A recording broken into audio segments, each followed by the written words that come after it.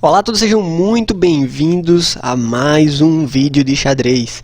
Vamos aprender hoje como coordenar melhor nossas peças, como elas trabalham melhor juntas, né? E como os ataques saem muito melhores, eles são muito mais bem-sucedidos quando nós aprendemos a coordenar as peças.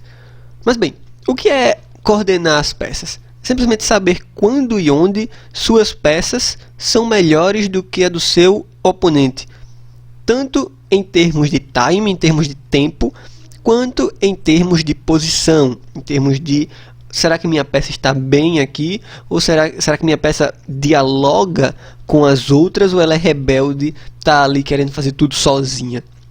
Vamos dar uma olhada nisso hoje. Afinal, o trabalho em equipe ele é muito importante, não só na vida, mas também aqui no xadrez, né? O xadrez é muito parecido, a gente pode tirar muitas lições da vida e aplicar aqui no xadrez. E o trabalho em equipe é uma delas, tá? O trabalho em equipe faz as peças valerem muito, mas muito mais. A força delas fica muito, muito maior quando elas estão trabalhando juntas, quando elas estão trabalhando coordenadas.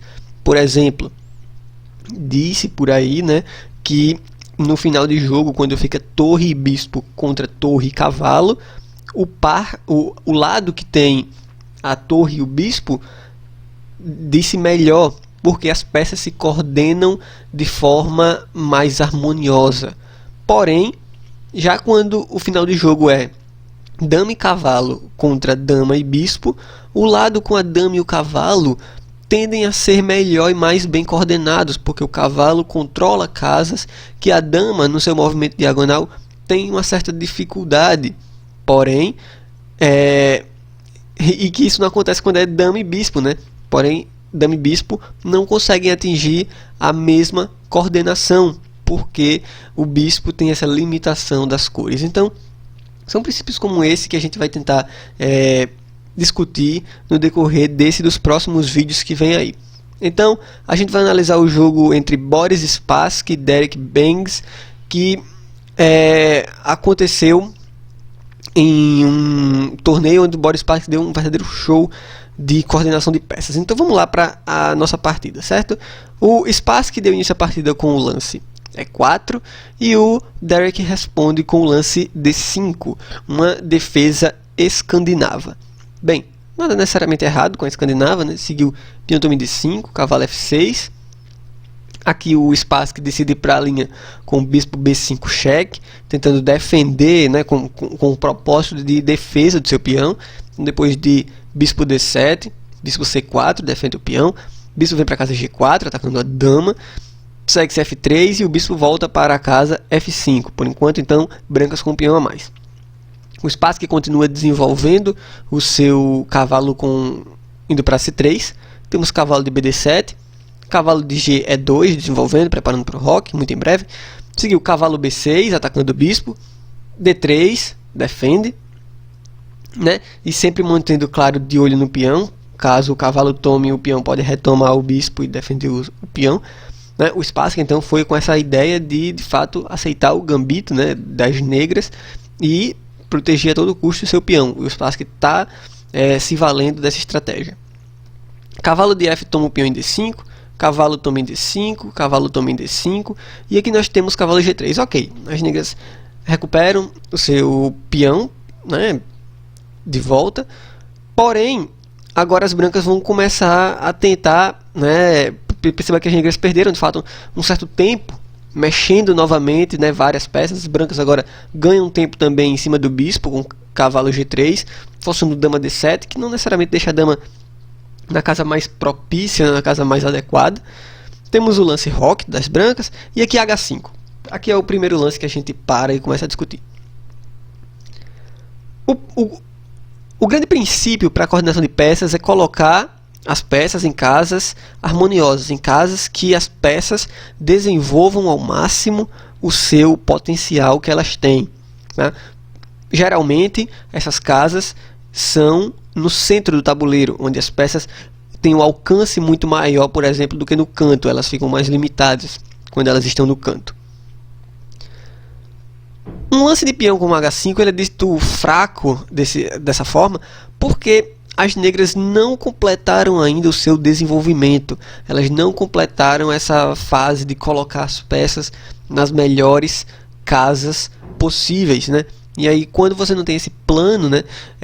Quando você não tem as peças da melhor forma possível, não existe essa possibilidade de ataque. Então H5 é um lance prematuro.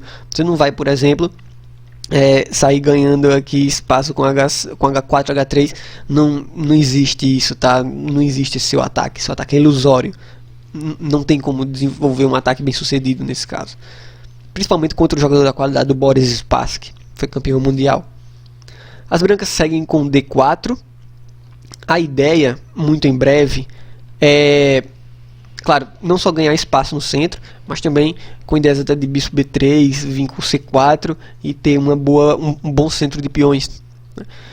As negras decidem fazer o roque na ala da dama, tudo bem. Temos bispo B3, seguindo o plano, H4, o cavalo é forçado para ir para casa E4, né? E aí seguiu o lance A6, com ideias de desenvolvimento do bispo de casas escuras, que está ali praticamente sem fazer nada. Temos o lance dama E2, né? E a ideia do lance dama E2 é muito simples. As brancas têm um plano, tá? O plano das brancas é seguir com o lance C4, atacando esse cavalo, e quando ele sai daqui, ele deixa o controle da casa E3, né? E esse bispo pode vir e se juntar ao jogo, ficando numa casa muito bem desenvolvida, né? Então as brancas têm esse plano.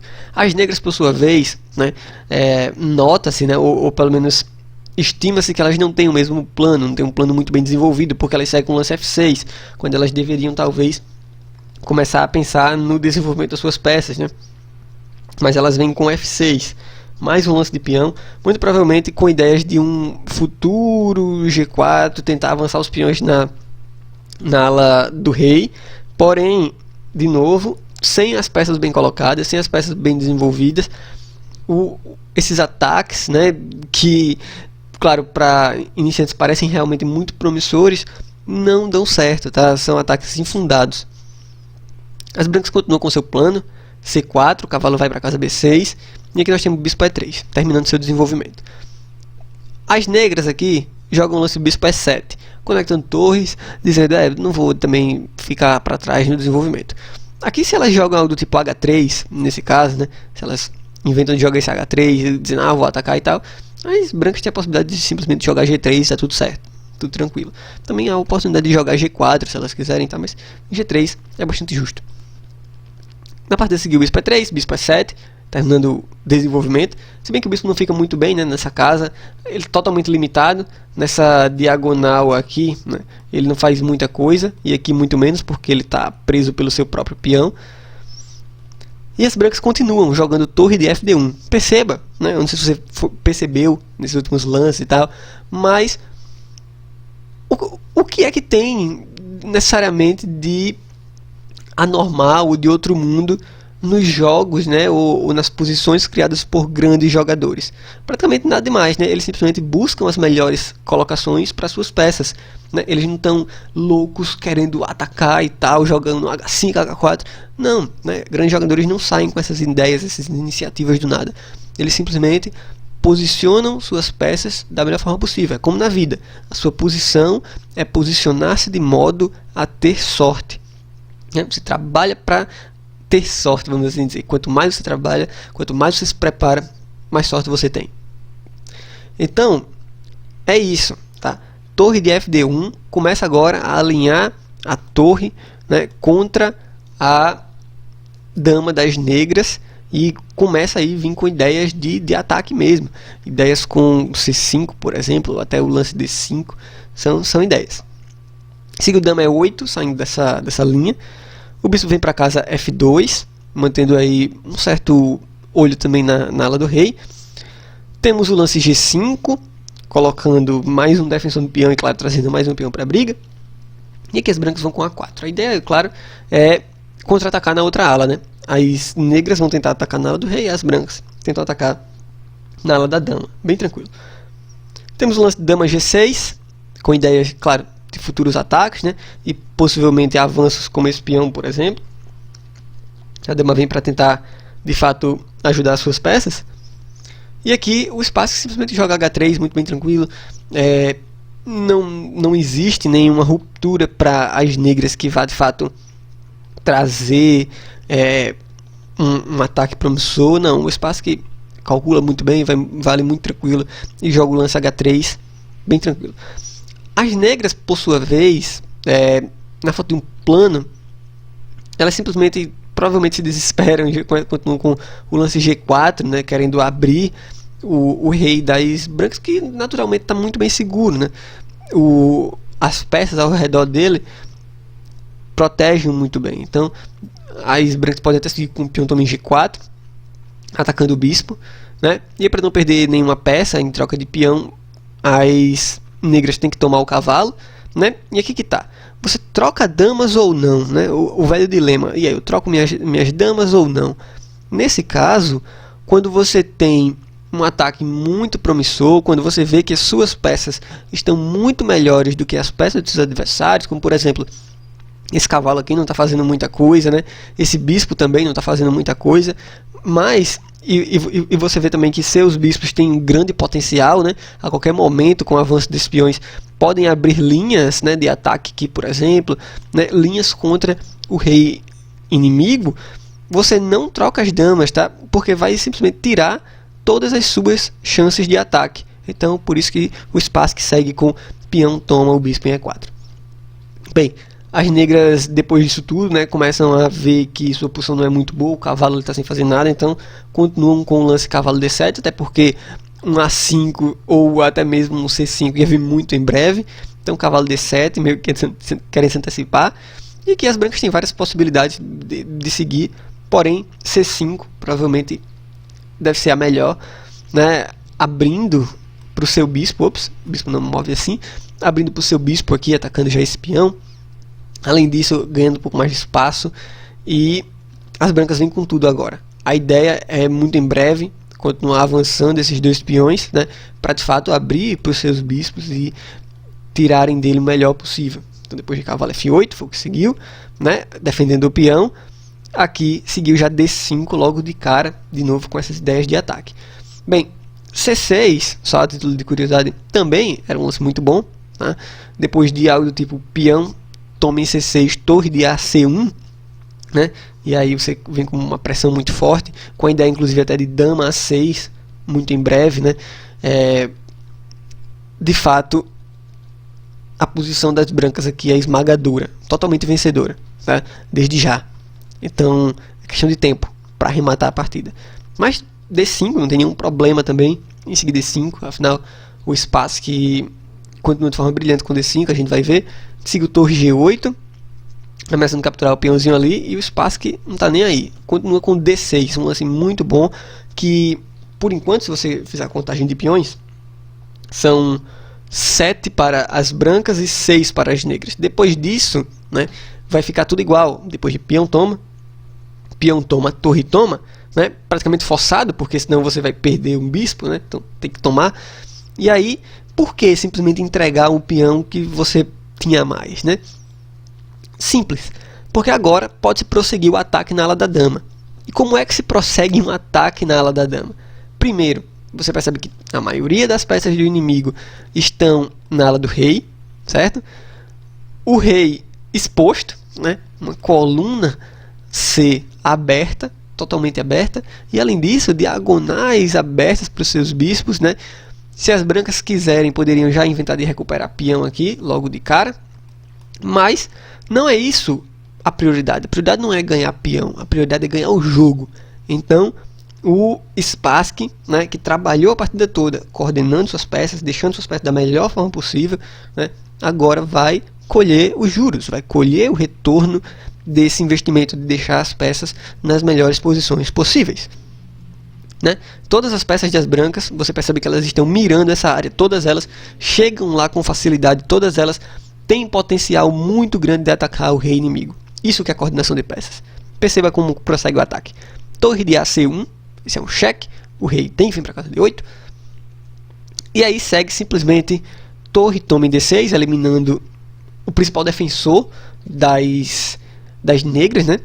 E aí depois de bispo, toma em D6, um lance muito simples, porém fantástico, dama D1, né? Atacando o bispo tem que ser defendido, e como você vai defender? Só tem o rei para defender, né?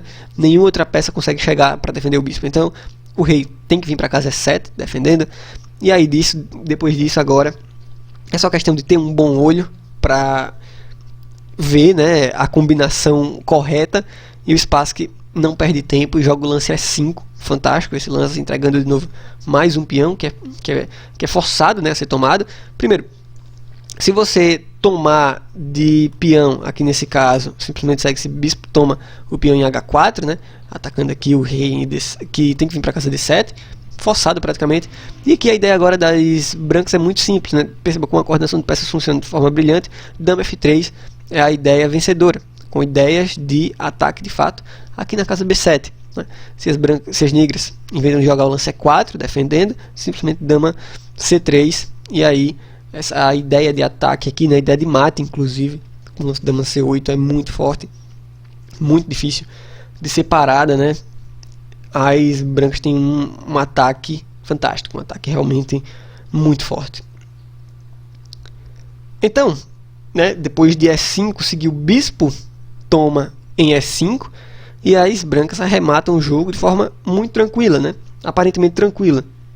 Bispo C5 cheque, o rei vem para casa F7, e que tá? Você vai deixar o rei escapar para casa G7 e vir para um dos cantos do tabuleiro? Óbvio que não, né? E aqui é nesse ponto que eu quero que você comece a entender. Vários dos outros vídeos a gente já falou sobre isso, né? Quando é que você sacrifica uma peça? Ora, você sacrifica uma peça quando você vê que é possível trazer um bom retorno, né? E nesse caso, o Spassky não tem nenhum problema em sacrificar um bispo para manter o rei no centro do tabuleiro para prosseguir com o ataque, né? Ele vê que não faz mal entregar o bispo. Por quê? Porque tem muitas peças inúteis aqui na ala do rei que não contribuem nada para a defesa do rei inimigo. Então, por isso, e claro, uma boa colocação, né, do bispo de casas claras das brancas. Então, é todo um conjunto de circunstâncias que permitem um belo sacrifício e permitem um bom sacrifício acima de belo, né? Então, o rei toma, e aí dama B3 não deixa o rei escapar, né? O rei é forçado a vir para casa D7, e aqui, depois de dama toma o peão em B7 cheque, rei vem para casa E6, torre D1, né? Ameaçando agora dama D5 mate, né?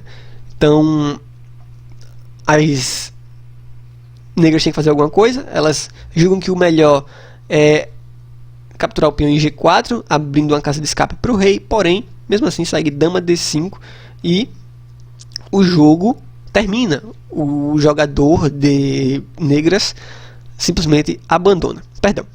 O jogador simplesmente abandona. E aí o que é que acontece? Por que ele abandonou? Porque depois de rei F5, único lance, segue-se torre D1, isso é um cheque. O rei tem que vir para uma dessas duas casas aqui, né? Qualquer uma que ele for dar errado. Vamos supor rei G6, simplesmente dama toma torre lá em cima, em G8. E aí acaba, né? Mesmo que o rei venha para cá defendendo sua dama, né? Defendendo a dama, a gente pode simplesmente trocar. E aí depois disso, por exemplo, ir para um final vencedor, né?